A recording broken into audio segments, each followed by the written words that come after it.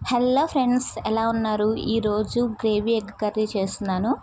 ముందుగా స్టవ్ మీద ప్యాన్ పెట్టుకొని దాంట్లో ఆయిల్ వేసుకొని ఉల్లిపాయ అలాగే టమాటో ముక్కలు కట్ చేసుకొని ఇలా ఫ్రై చేసుకోవాలి. అందులోకి కొంచెం పచ్చిమిర్చి, అల్లం వెల్లుల్లి కూడా యాడ్ చేసుకొని ఫ్రై చేసుకోవాలి. ఈలోపు మనం ఎగ్స్ని బాయిల్ చేసుకోవచ్చు.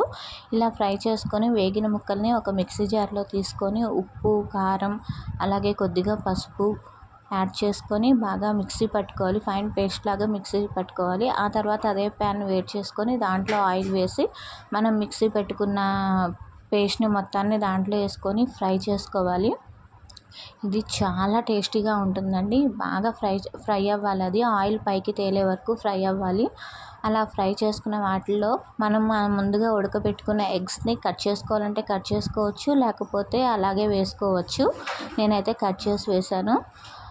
అలా కట్ చేసి వేసుకొని కొద్దిగా ఫ్రై చేసుకొని సర్వ్ చేసుకుంటే చాలా అంటే చాలా బాగుంటుంది. మీరు కూడా ఒకసారి ఇంట్లో ట్రై చేయండి. ఎలా ఉందో నాకు కామెంట్ బాక్స్లో కామెంట్ చేయండి. అలాగే మన ఛానల్ని సబ్స్క్రైబ్ చేయండి. Thank you for watching.